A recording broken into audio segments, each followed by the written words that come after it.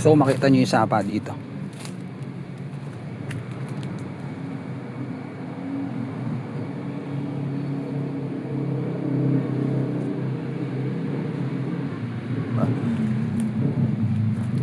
Isang malaking kanal.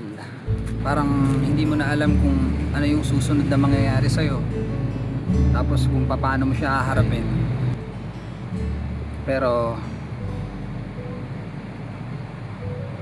minsan makikita na lang natin meron na tayong hint, meron na tayong clue sa susunod na gagawin natin. Alam niyo yan, nagagets niyo ba? Diba?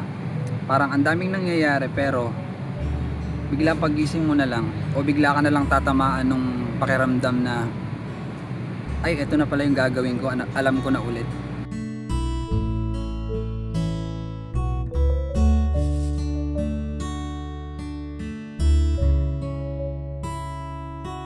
Okay, kumusta kayo? Kumusta ako?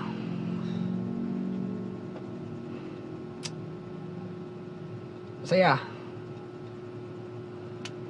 Kailangan maging masaya, no? Kumusta ako? Okay, kailangan kasi maging okay eh. Kailangan nating i-push yung sarili natin para maging okay tayo, 'di ba? Kailangan natin i-push yung sarili natin para makasabay tayo. Sa kung saan man tayo kailangang sumabay. Sa kung ano man yung kailangan nating sabayan. Ganun talaga. Kailangan tapikin natin yung sarili natin, ano? Tignan natin kung ano pa yung mga pwede nating gawin. Kasi ako rin sa sarili ko, no, para sa akin, yun yung inaantay ko sa mga vlog na ginagawa ko. So, abangan natin yung mga nakakapansin dyan, mga nakakanood, abangan natin. Okay? Salamat.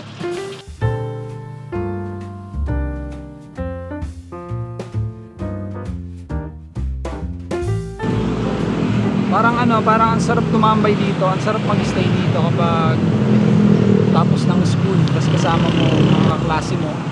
O kaya ano lang, ikaw mag-isa, magsusulat ka, meron ka mga kailangang sulatin, kalsada rin yan. Sa akin ako hindi ko masyadong napupukusan yung mga ingay dito. Mas na-attract ako dito or mas napapansin ko yung mga puno dito. Tsaka yung itong inuupuan ko ngayon, yung upuan, hindi, lamesa, kasi itong upuan,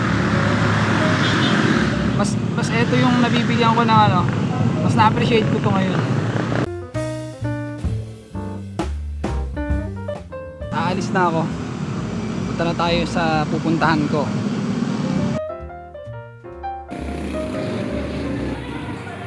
Gagawin lang ako saglit, babalik ako mamaya na lang. Bye. Anong tawag dyan?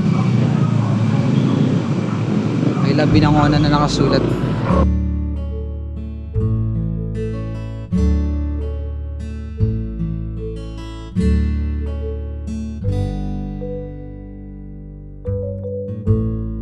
Yung kahapon na nangyari, tapos na yun. Kasi yun nga, sinabi ko sa inyo, di ba, babalikan ko kayo. So eto na yun, bumabalik na ako ngayon. Matagal na ako sa lugar na to.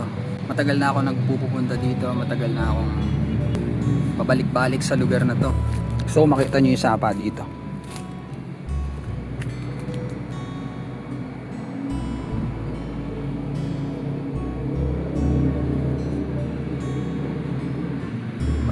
Hindi ko sinasabi na sa bawat pagpunta ko na yun, sa lugar na to, no, sa mahabang lugar na to, sa maraming damo, maraming puno, sa tahimik na lugar na to, hindi ko sinasabi na sa bawat pagpunta ko doon, lagi kong nakukuha yung gusto kong pakiramdam, lagi akong masaya, lagi akong excited. Pag uwi ko, lagi akong mayroong daladalang something na nakuha ko dito. Hindi pa laging ganun. Sa dami kasi ng nangyayari sa atin, nakakalito rin minsan di ba? Parang hindi mo na alam kung ano yung susunod na mangyayari sa'yo. Tapos kung paano mo siya haharapin, magugulat ka na lang. Parang ang layo mo na pala dun sa sitwasyon na kung nasan ka dati. Tapos biglang marirealize mo na, ay, ang daming nang nangyari, ang daming nangyayari, ganun. Nakakalito minsan yung mga kaganapan sa buhay.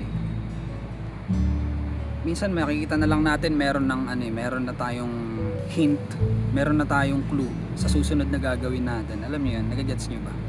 Biglang pagising mo na lang o bigla ka na lang tatamaan nung pakiramdam na ay, eto na pala yung gagawin ko, alam ko na ulit. Parang meron na ulit akong direksyon na tatahakin, may bago na ulit. So okay na, tutuloy ulit ako.